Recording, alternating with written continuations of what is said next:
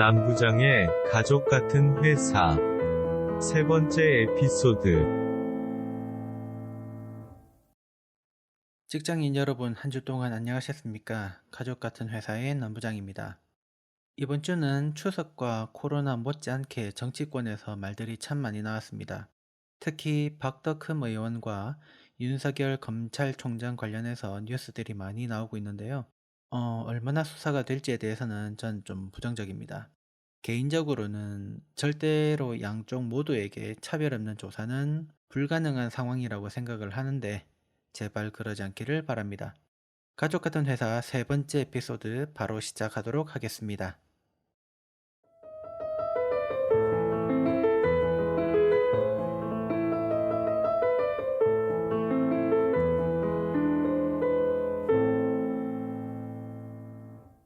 가족 같은 회사. 어이, 좌빨.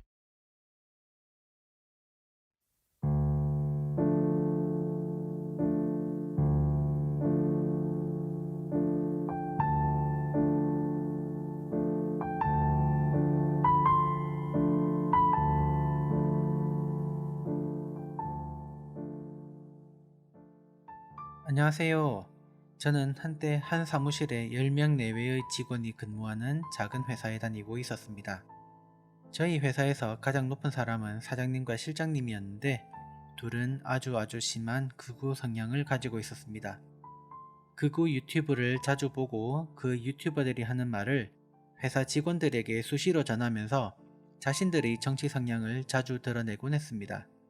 그리고 이건 명백하게 제가 잘못한 부분인데 실수로 그들과 반대되는 정치 성향을 보여줬다는 게 문제의 시작이었습니다. 시간이 갈수록 특히 저에게 유튜브에서 들은 말들을 전하면서 꼰대 특유의 말투로 저를 가르치려 들었습니다. 너가 아직 어려서 잘 모른다. 너가 그런 생각을 가지는 것은 너가 아직 정치에는 초급 수준이고 제대로 된 정확한 정보를 전달하는 뉴스를 못 봐서 그렇다. 그러니 우리가 듣는 유튜브를 들어보면 너가 얼마나 속고 사는지 알게 된다. 라는 등 계속 제가 알고 있는 것은 잘못되고 틀린 것이며 자기들이 보고 들은 것만이 정확하고 실제라는 점을 강조했습니다. 물론 어떤 정치 뉴스거리만 나오면 극우 유튜브를 시청하고 나서 모든 직원들 앞에서 설명하는 일을 했습니다. 저에게 특히 더 심하긴 했지만 특히나 놀라웠던 부분은 일본에게 당황스러울 정도로 우호적이라는 점이었습니다. 특정 사이트나 극우 유튜브에서는 범직한 정도의 친일적인 사람을 만날 거라고는 상상도 못했었는데 현실에서 보게 된 것이죠. 하는 말도 똑같았고요. 일본 때문에 우리가 그래도 이렇게 발전을 했다는 말부터 시작해서 우리나라도 일본처럼 보수가 계속 정권을 잡고 진보는 계속 야당으로 머물면서 여당을 견제하는 식으로 가야 한다는 말까지요. 이런 태도의 정점은 지난해 지소미아 협정에 관련된 뉴스가 나올 때였습니다. 그 당시엔 지소미아 협정을 종료한다는 뉴스가 메인이었을 때였는데 정말 직원들 앞에서 대통령 욕을 살벌하게 했습니다.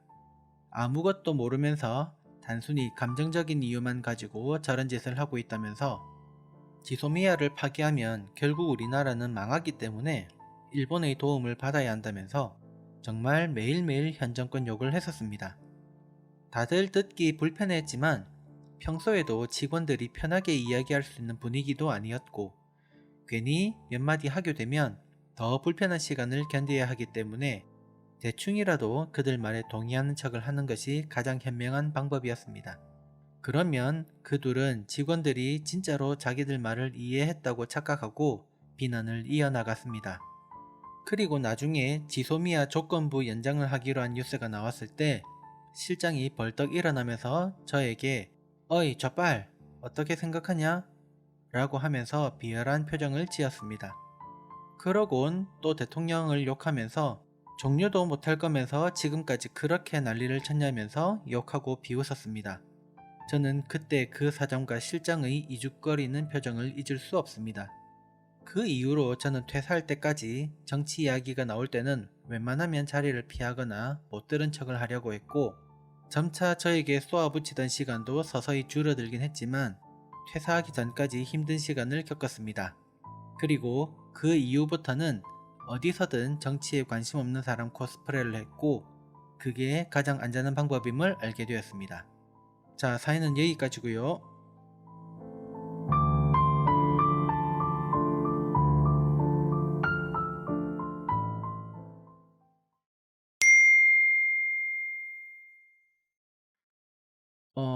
되게 저급한 정치 유튜버들을 보면서 제가 솔직히 느낀 점은 저런 말도 안 되는 방송을 만드는 것도 참 어이가 없긴 했지만 그거를 또 보고 좋아하고 후원하는 사람들도 되게 이해가 안 간다는 것이었습니다.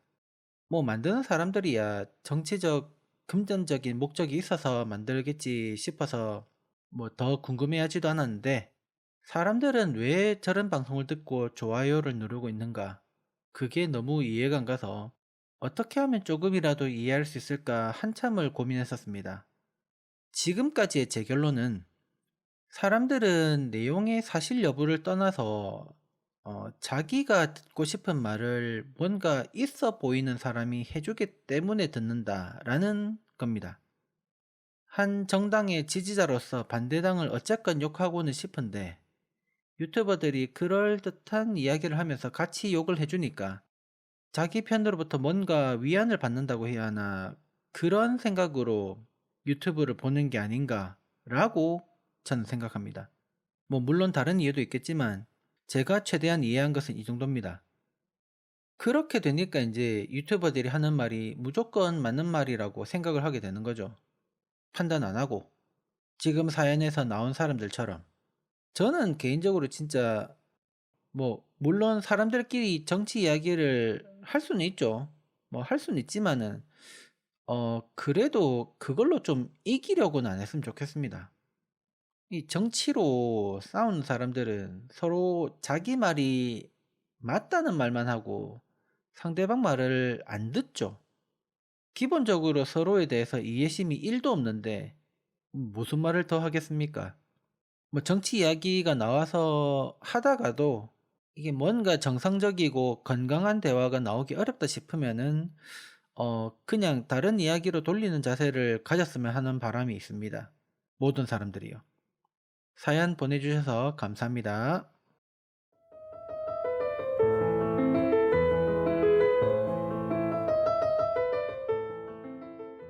가족 같은 회사는 청취자 여러분이 직장에서 만나는 다양한 사람들과 겪은 모든 종류의 사연을 주제와 길이에 상관없이 환영합니다. 사연에서 민감할 수 있는 부분은 비공개로 처리해드리며 특정 정보의 공개를 원하시는 분들은 말씀해 주시면 반영하도록 하겠습니다.